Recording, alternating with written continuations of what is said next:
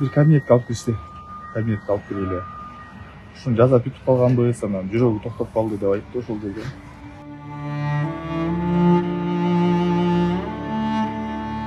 Неберемди 3 жаштагы неберемди алып кетишкен, тизин тазалатабыз деп шаштырып, анализтерин болгула деп алып кеткен.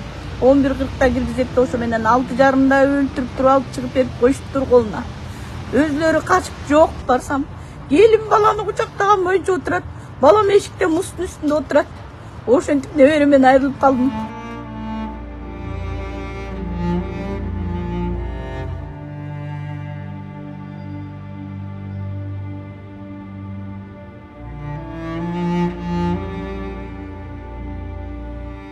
Жүрөгүм сезди эле, коридорго чыгып, реанимационный блоктун жанында күтүп турайынчы деп турсам эле толпа врачтар чуркап кирип кетти. Чуркап киришип эле 10 мүнөттөн ичинде жүрдү.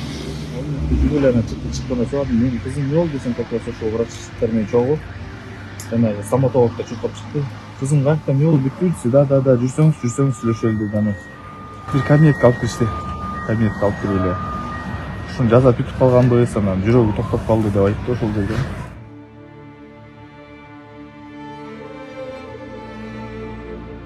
Эч кандай укол сайбайт, жөн эле жыттатып туруп эле угуп атабыз, ошолду жасайбыз деген да.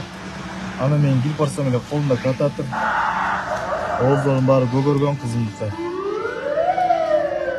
Эмне кылаарымды билбей анан ошол жерден милиция кызматкерлерине чалдым. Бутунда дагы ийне бар экен, анан аягында уже билинди, жамбашына укол сайылган экен, бутунда